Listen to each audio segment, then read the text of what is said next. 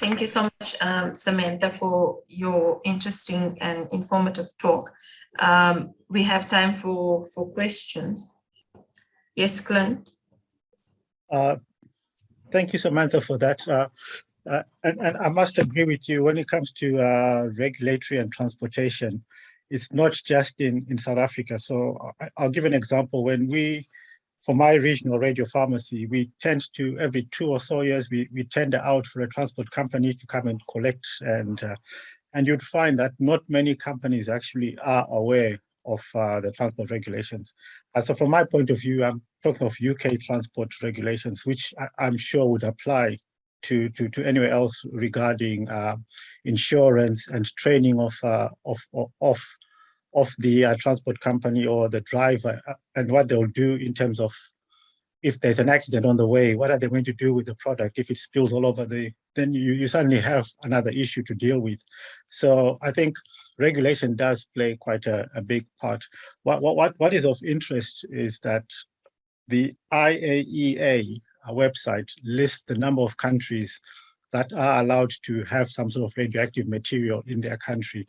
And a lot of African countries are actually listed on that, which means I suppose the onus is on us in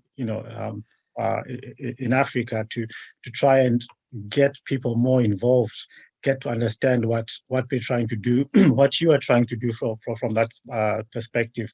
Because yes, radiopharmaceuticals are small doses, they've got shorter half-lives, which means that in terms of toxicity for patients, it's quite small. But the flip side of it is we are also competing with other imaging modalities. So you've got your usual MRI, and MRIs, you're now getting cameras with MRI and CT put together. So nuclear medicine and their gamma cameras are also trying to find space within that realm. You've also got other imaging modalities like just plain CT or even echocardiogram for things like myoview injections.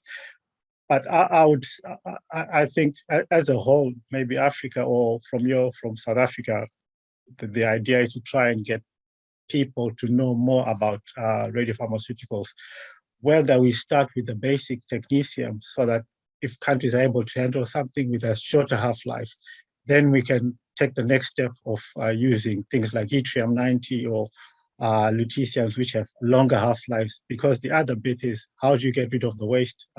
Do countries know what to do with the waste that they generate from the treatment? So I guess it's just a comment, but all I'm saying is some of the hurdles you're having now in Africa are also quite the same here in the UK in terms of pricing, getting the right price, because it's not just the pharmaceutical you're giving. You also have to pay the physicists that calibrate the cameras. You've also got to pay the radiographers, and transport. We had an issue where a pilot, although they were allowed to carry the product, just refused to have it on his flight, and there's nothing you can do about that. Yeah, it happened. Yeah. Thank you very much, Clint.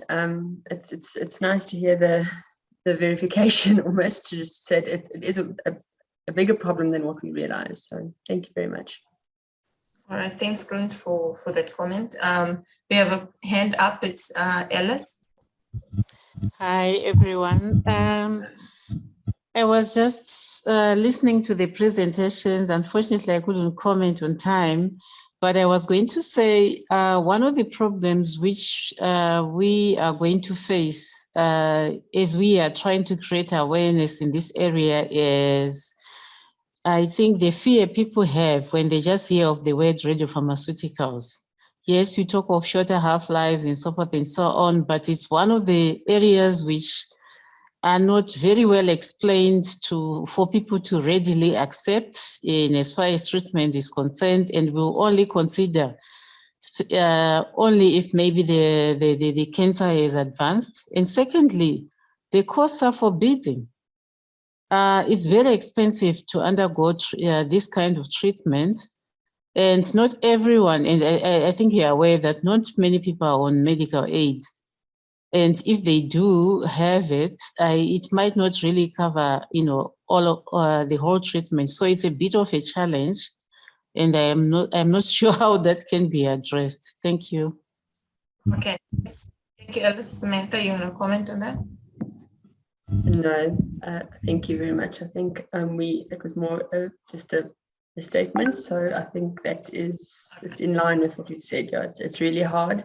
And I don't think it gets easier, especially with a lot of cash pays, and even locally, our nuclear medicine budget is declining every year. I know even Prof. Mike Sateche, he needs to use some of his budget for trials and things like that. So it is a problem. Thank you very much. I'm going to. All right. Again, thank you, Samantha. Then we have a comment from Prof. Katerere in the comment section, in the chat box, that says, seems to me that this is a common problem with pharmaceuticals in Africa, so we need to improve supply chains overall.